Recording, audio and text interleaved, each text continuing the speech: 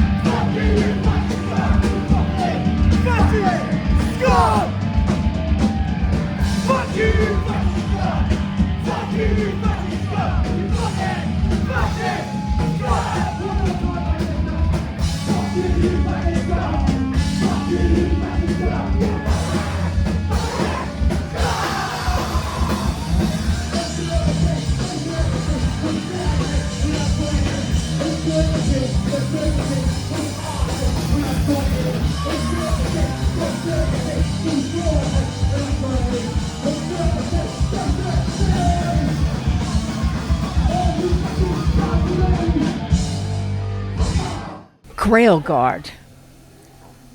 Welcome to MPF. I think I've got to ask, before we even talk about that amazing set, where did your name come from? So, do you want the truth or do you want the fantasy? I want the truth. The truth. So it really is a combination of things. Part of it is sort of like the Warhammer universe, and the other part of it is, at least in my mind, is in regards to the Crusades, with the whole. Because I wanted to use a lot of imagery of Templars getting slaughtered by Arab-looking assassins, so it's kind of that as well. The fact that the far right in the UK, there's this whole Templar thing where they look up to the Templars as being like these patrons of Christianity, and they were anything but that. So Horrid assassins who just genocide. Exactly, yeah, and they were involved in a lot of horrible stuff in comparison to the forces of Saladin that were, chivalrous and honourable. It's sort of like a play on that as well as the whole Warhammer thing. I like that. So you mix in Warhammer with a lot of other stuff, but it's a lot like your album cover, actually. Exactly, yeah. Because I keep looking at that, and I was talking with your photographer about it yesterday, and I was saying to her how I saw so much religious iconography that could be interpreted in so many ways. You've got a girl who's wearing a hijab, but somebody else might look at it and think she's a nun. And there's so many other things, and just the look on her face. How did you come up with that idea? We debated a couple of different things, and it was, were we going to go with like a drawing, or were we going to go with like an image of a world event or something? And I think we had some ideas, and I think Phil really liked an image of the singer from Fontaine's DC, where you could just see the eyes, but you could tell it was him. Yeah. So when Cass was like, I'll take the photo and I'll just to speed things along a bit, she took a bunch of photos, and I think that photo of so it's my daughter Jamila on the front cover. That photo just worked really well, didn't it? And we just thought, in black and white with the aesthetic, it just worked like superbly. So, and we've had so many comments and positive comments about that album cover, and people grabbing the album not knowing that it's a hardcore punk band on the basis of that album cover, and then enjoying it for what it is, but being pleasantly surprised at the content. So it's I think it's worked wonders for us. It really has. Yeah. Oh yeah. And keeping it in the family, I didn't realize that was your daughter. So it's beautiful that she's a part of this as well. Yeah, we are. We're not talking about that.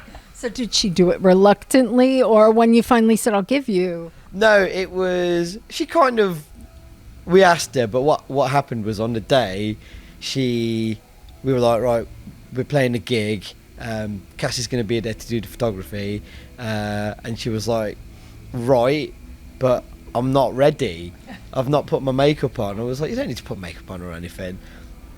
And she was really mad. She was so mad at me for not being ready. But Cass was like, don't worry, we'll touch it up and we'll make it look like really, really good and stuff. And Cass even said that she didn't even have to do that much work on it.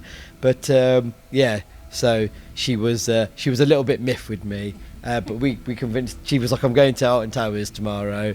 So I said, I'll give you 20 quid, and she was like 20. And then Adam twisted my arm and was like, we'll make it 50. So I was like, all right. We should say that we fully expect that this to be part of the evidence for the Nirvana baby. So in 20 years' time, when she retrospectively sues us for tens of thousands, Jamila, we paid you more, we paid you £200, and you signed the contract, yeah. Just in case this goes down in evidence. And I will say also, you're gorgeous and didn't need to worry about your makeup, because she really was just her beauty shone through. It didn't need touching up. I think she'll appreciate that. Okay, so this album has come out. We saw you last year at Manchester Punk Festival, down in the basement. It was crowded, it was intense, but you were brand new to so many people. Yeah. You weren't so brand new with this one. The Bread Shed, which is a very large venue, nobody could get in. Yeah. It took me about 5 minutes to get from the door up to the front so I could film you. Wow. How was that? I mean, were you expecting the packed out room like you had? No. 100%, yeah. I knew it was going to kick off. The reception that we've received and stuff from the album, the reaction, I think, even from last year, like you say, it was capacity room last year, queues out the door. I think we've been really lucky that Manchester has really taken to us as well.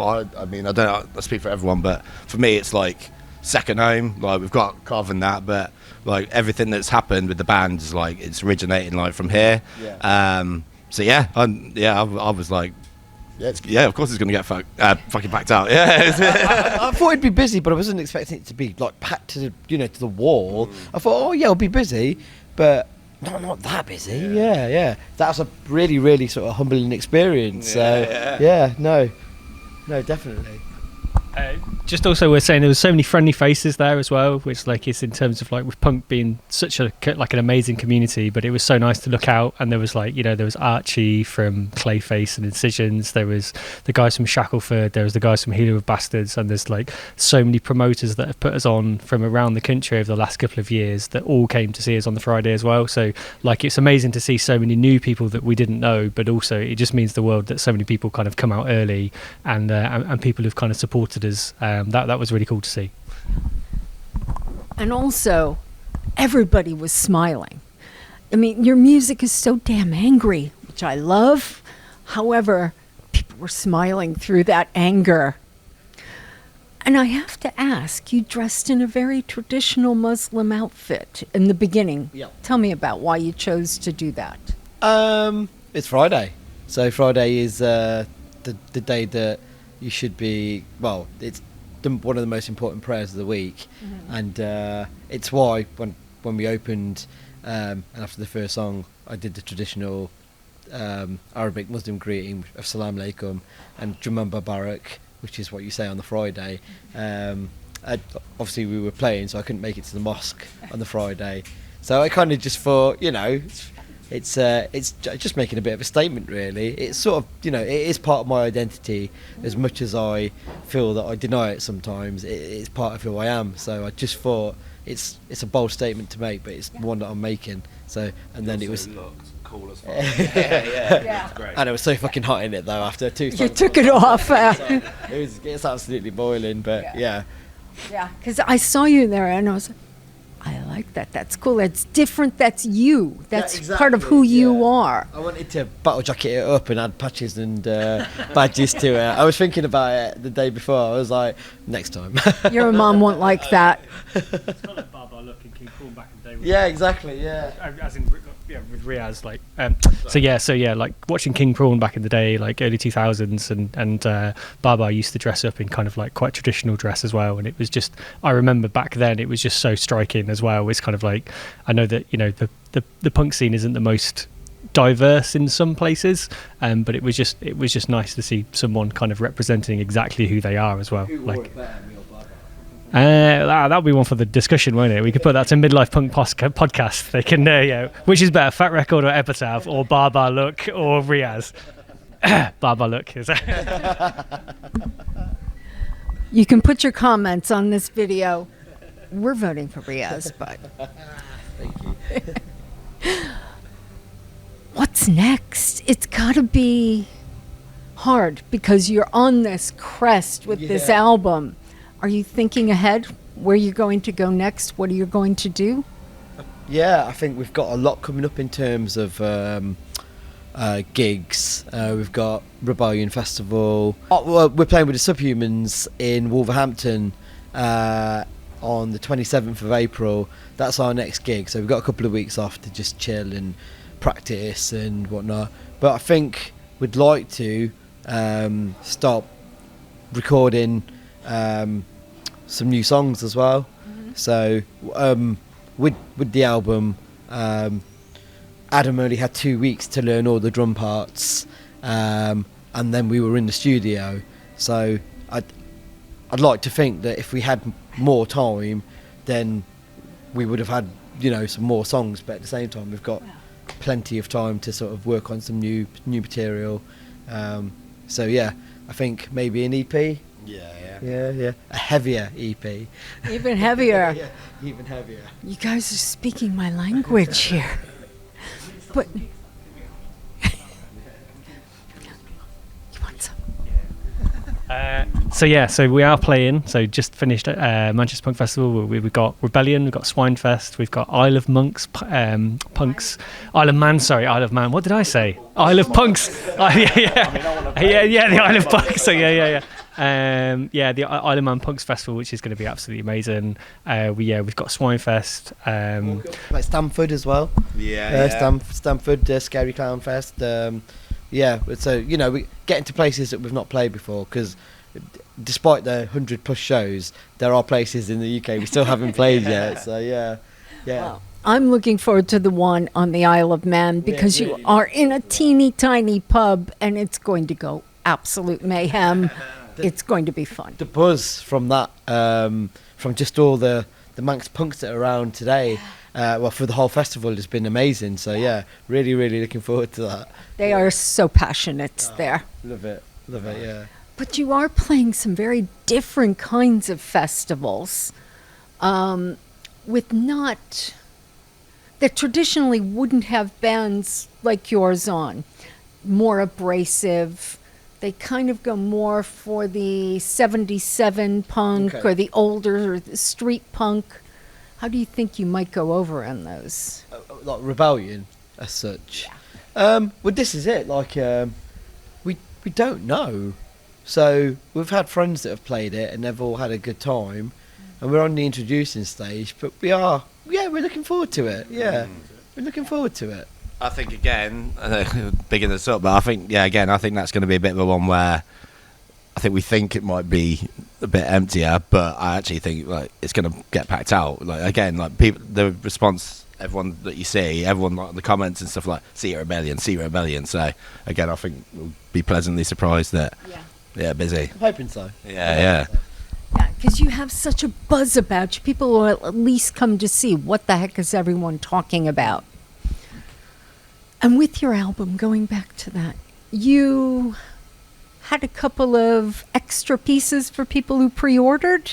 Oh yeah. How did those come about, and how's the reaction been? I've seen some of the reactions, but Yeah, the people have been asking for the cups.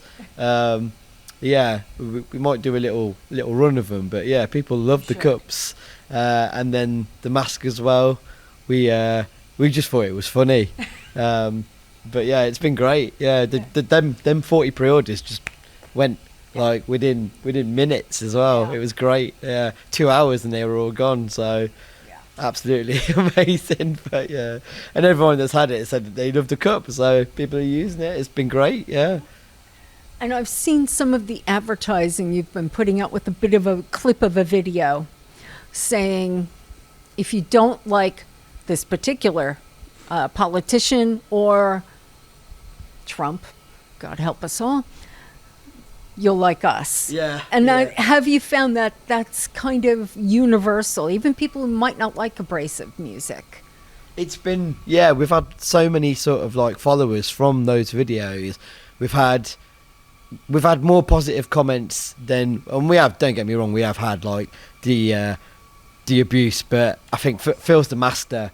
He just replies with in the best way possible with a funny gif or just you know, it's worked so well for us, and it's like you're getting a bit of a demographic. I mean, not to stereotype people, but you know exactly the sort of people that are going to have a go at you, and unfortunately, it is all old middle-aged angry white men. So yeah, yeah. You're threatening their worldview. Exactly, 100%.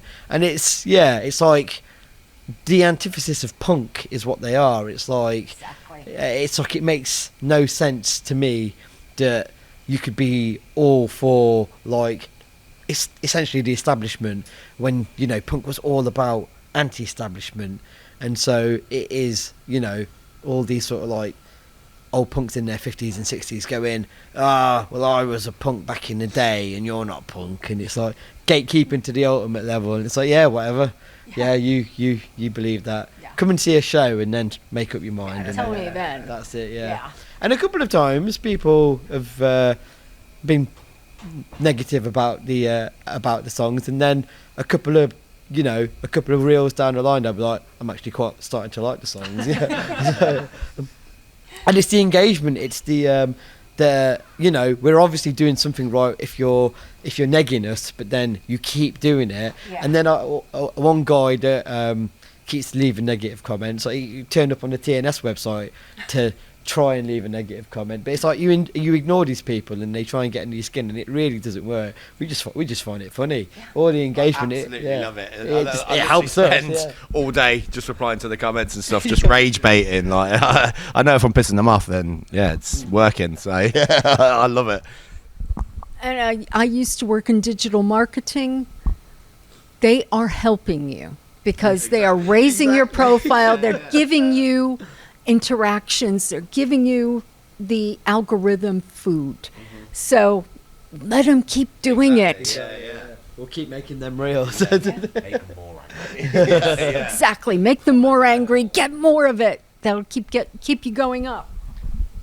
Just to kind of add to that as well is that I think I feel quite comfortable being able to kind of back it up on a live perspective as well. In terms of like for all the negative comments that come online, it's kind of like when we play live, it's like that's what those losers aren't doing. Do you know what I mean? Like they're not contributing towards the scene, they're not contributing towards community, they're not contributing towards music. Like, you know, we're packing 4 of us and equipment into a hatchback and driving hundreds of miles, and we're meeting amazing people and we're playing wonderful venues, and like we're making new friends, like solid friends, and they're not, you know, they're just sitting in their pants, you know, measuring their cocks with hula hoops in front of their laptops, and it's just like, you know, don't want to get them on board, like, you know, actively boycott the shows. Really don't mind, because they're not doing anything positive.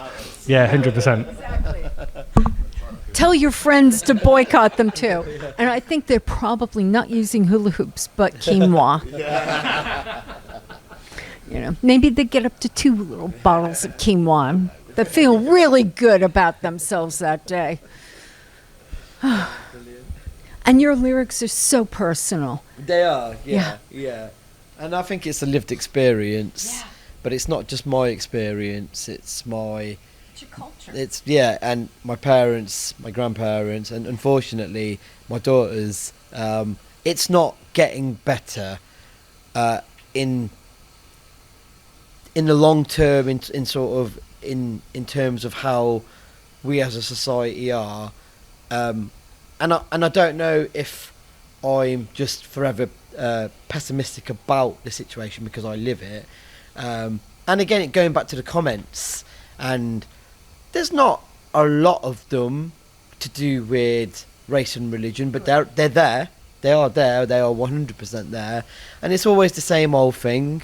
It's always like, attacking these guys, going, "Oh, you're all cooks for the Islamization of the UK," and it's like, we're 6% of the population.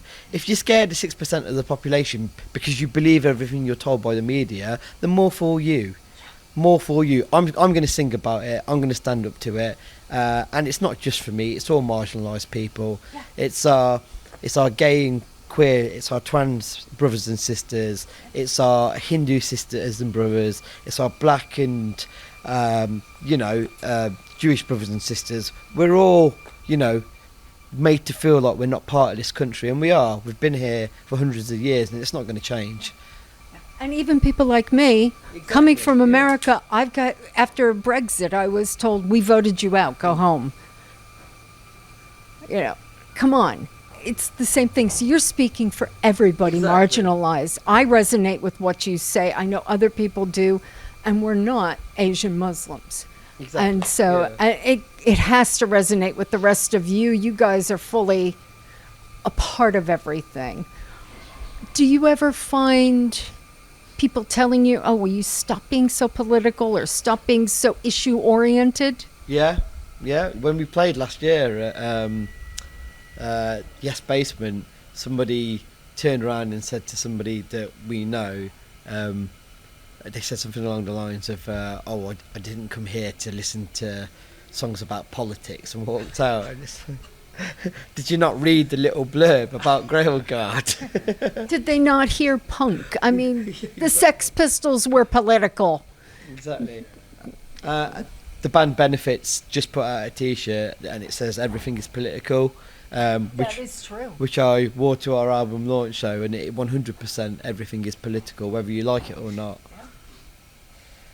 Wow, you guys are busy. You're going to keep being busy, it sounds like. And I have a feeling next year at MPF, hopefully you can get on again, they're going to have to find a bigger room for you. It won't be next year. True. You've done 2 years, Within 2 years, it'll be the year after. So, yeah. Well, maybe you'll get the pre-show next year. Yeah. Fingers crossed. No, never know. Or do a cover set. Cover set, that's always a good one. I can only imagine. Who would you choose if you had to pick a band to do a cover set for? About this. We were thinking maybe like the Beastie Boys. What about the rest of you guys? Do you have any thoughts?